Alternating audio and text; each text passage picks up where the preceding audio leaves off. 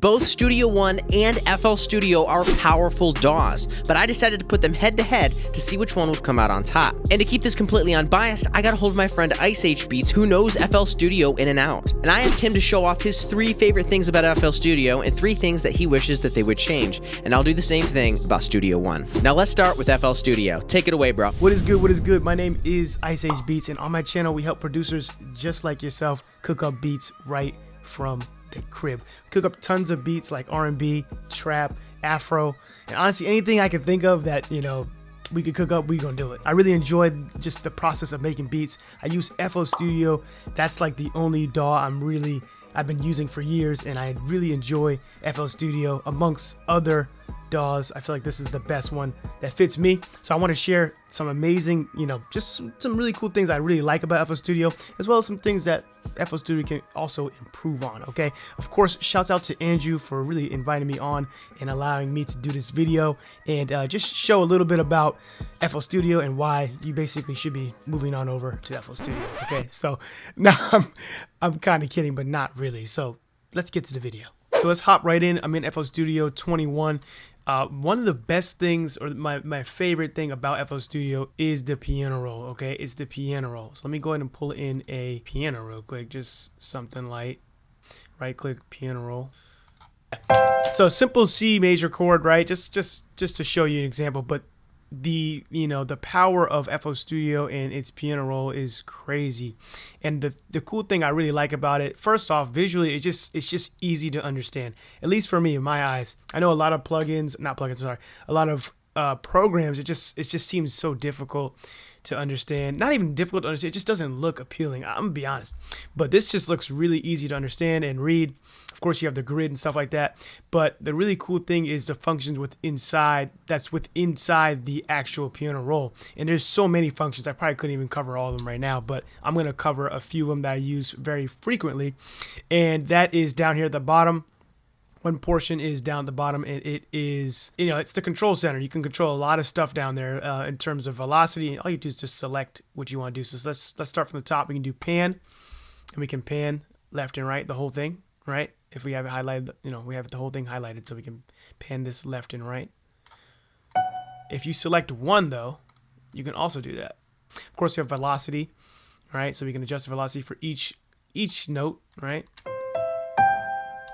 You can mess with so you can mess with the release as well as there's a filter cutoff frequency, which is pretty darn cool. So we're talking about EQing right inside of the piano roll, which is crazy. It's crazy. I'm not gonna lie, love it. You could also do pitching as well. All right, fine pitch, that's pretty cool.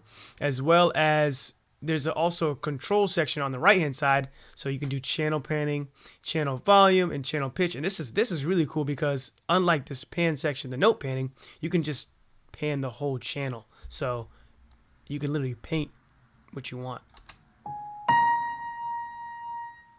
The second thing that I really enjoy about FL Studio is the automation functions within the playlist. First off, you can automatically fade in, fade out, declip, basically, like in Pro Tools, just right off the playlist. I really enjoy that. That was something that they just added recently to my knowledge, but it works really well when it comes to when you're recording vocals, if that's what you do as well, on top of making beats. And I know I do a lot of sessions, and this comes in handy, you know what I mean? So having that fade in and just kind of gets rid of those clipping issues that you could run into when you have a bunch of samples or you're chopping something. Say you're chopping up a beat, or a sample for a beat or something like that. That's so cool. As well as like automations that you can set up, like the panning and the volume. You can do it right here. So set up a volume automation, very simple. This is not on like a track or anything like that. It's just tied directly to the actual sample, and you can literally adjust this any way you want to. So that's really cool. You know what I mean?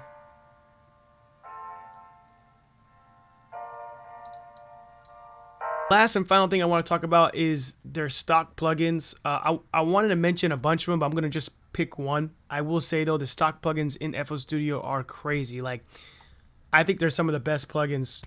But I personally like the plugin the EQ2, the Fruity Parametric EQ2. And it's just cool because you can adjust different things right here in the live EQ. And I know some plugins or some DAWs have a pretty decent EQs, but I found this is like one of the best ones stock, you know, that visually shows you what's going on and allows you to be really precise and EQ out different things and boost different things. It's just a great plugin, and it's my go-to EQ.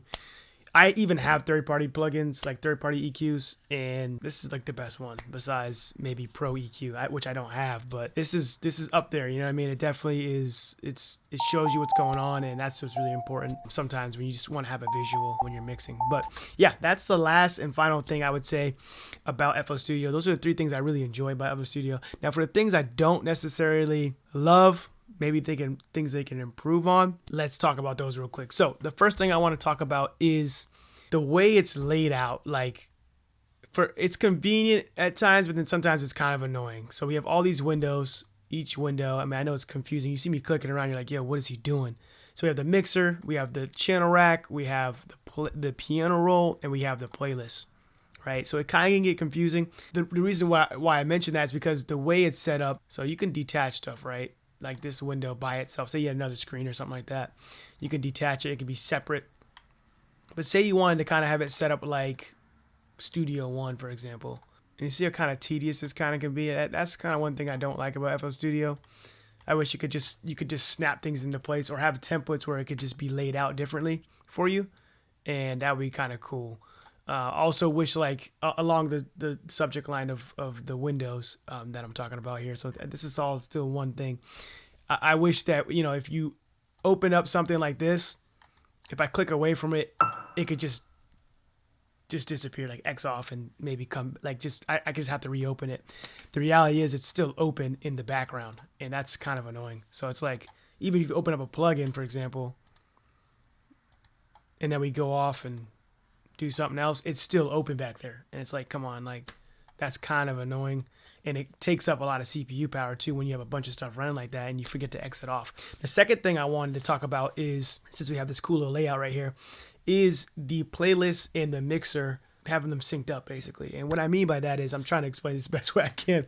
And you know, like, if you're a Studio One user, or even like an Ableton user, I think or even Pro Tools, like, you have a layer, say track 1, this should be routed to track 1. It should just be 1 to 1, right? But here in FL Studio, this is in 7 because I routed it to 7. You know what I'm saying? Which, it gives you flexibility kind of, but it kind of can confuse you a little bit. And when I have a big track, I have a lot of like tracks being played, or like a lot of like stems or whatever, even vocals, it can get kind of crazy not knowing where stuff is at. It's like, okay, where is this? I have to mute stuff and just play it and see where it is on the mixer. But the last and final thing that I want to talk about, and it's kind of broad, but I'm gonna get specific just to one thing right now. So like the main thing I really want to talk about is the routing. The routing is just, it's visually cool. I think it's kind of cool, but you really don't know what's routed to what for the most part. Like, kind of don't know. Like, it doesn't tell you down here in the description. You know, this is kind of cool. It's kind of reminds me of like Pro Tools, kind of gives you the plugin and you know, under the insert. But this is just one view. This is the largest the view gets. I'm using like a view like this, right? And in this case, you can't see the inserts, right? So that's the largest it gets. And then you'll have to have the inserts on the side like that. So each one you'll have to select to see the insert. You know what I'm saying?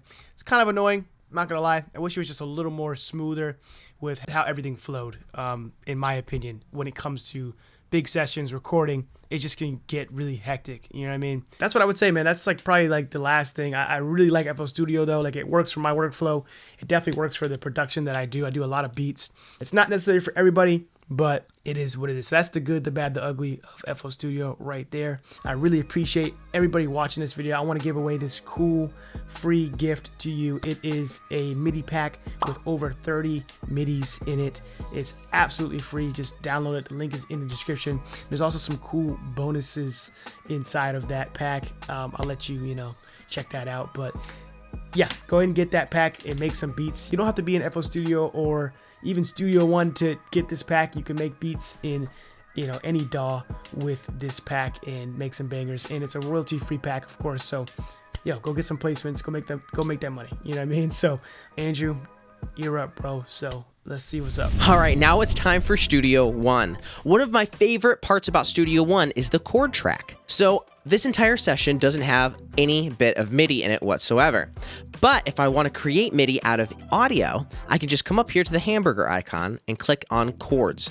And then I have a piano track here. I can just click and drag this up to the chord track. It will automatically detect the chords that are inside of that audio and create all of these little regions up here. Now, what's cool about this is I can select all of these and drag it down to a MIDI channel, and it will automatically write the chords for me. It is the fastest thing ever. If I don't know the key of a song or I want to get those chords out quickly, it's immediately there, and it's really surprisingly accurate. Another thing I really love about Studio One is the stock plugins. These stock plugins sound fantastic, and there's some features inside of these stock plugins that I would have to pay hundreds of dollars for if I wanted to get these features in a third-party software. For example, the Pro EQ. This Pro EQ is amazing because there's a dynamic section to it, and there's a dynamic section to every single frequency. So for example, if I wanted to get a little bit of this honk out of that piano around 400 hertz, 500 hertz, I can just either cut it, and it sounds great that way. Or let's say I want to just cut it when it gets a little too loud in that frequency area. I could turn on the dynamic mode, and then I could turn on the range. I can either go up with it, so every time it hits a certain frequency level or loudness level on that frequency, it'll turn it up, or it'll turn it down. And you can adjust the threshold with this knob right here. It is the easiest thing ever. You can use this on piano, on drums, on just about anything you want. You can even use this as a de-esser if you want to. Another thing that's amazing is the Fat Channel plugins inside of Studio One as well. There's all of these classic analog emulations, and they sound really good. This is a classic LA2A that's called the Tube Comp right inside of Fat Channel. There is a ton of equalizers as well, like this one. They call it the Passive EQ, but it emulates a Pultec. And there's just a lot of really nice emulations inside of the Fat Channel plugin. Another thing I absolutely love about Studio One is the workflow. There is a ton of toolbars up here, and you can even get toolbars or make your own. I got this toolbar here from Ivan Calderon. And let's say I wanted to add an EQ to this track. Instead of coming up here and then typing an EQ and then loading up my specific EQ, I can just select this channel, come up to here, and select whatever EQ that I want, and you can add as many as you'd like. So I'll just add the Pro EQ.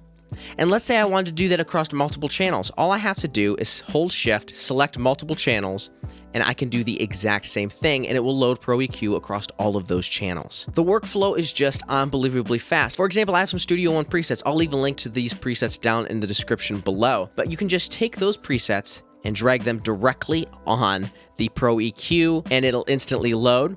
Or you can even drag it directly on the channel here, and it will add an EQ and load the preset just by clicking and dragging the preset directly onto the track. Being able to make key commands and macros and everything else just speeds up my workflow so much inside of Studio One, and it just makes for a really enjoyable experience where the DAW gets out of the way of you creating music. Now, like everything else in life, it's not perfect, and there are some flaws. For example, one of the flaws is the separation of the track and channel. Now, I wouldn't necessarily call it a flaw entirely, but it's kind of confusing, especially for a beginner. You can load up as many instruments as you want, but if you don't assign it to a specific channel inside of your arranger window, you're going to be lost and wonder why you don't have any sound coming through.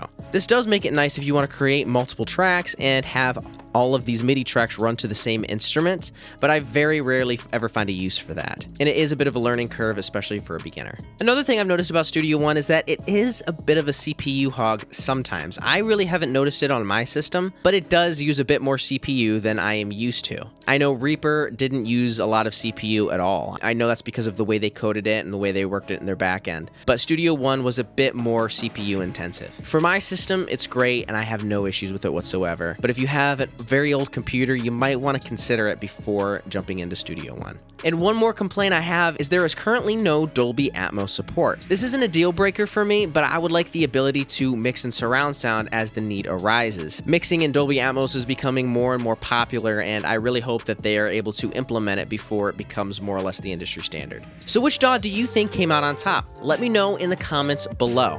And if you use either one of these DAWs, let me know your favorite feature too. Now you can click here for a video from Isage Beats, or you can click here to see me put Studio One up against Ableton Live. Now as always, go create.